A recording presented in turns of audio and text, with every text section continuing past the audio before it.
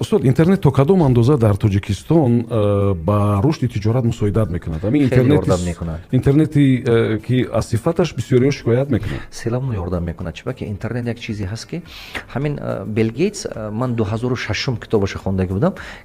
یک همون کتابش با یکم صفحه‌اش باز که если твой бизнес не в интернете, тебя не будет в бизнесе. То есть اگر бизнес تو در интернет набошад, значит تو бизнес نداری. همین گپ گفتگی بود. این سال 92 نوشته این کتاب بیل گیتس.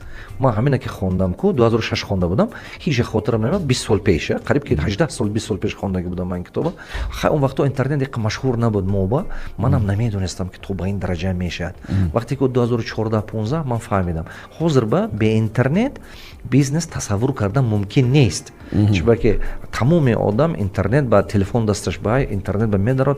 شما و همون کلینت فقط اینترنت میقپیدازه. بله. و ببینید بعضی فکر میکنن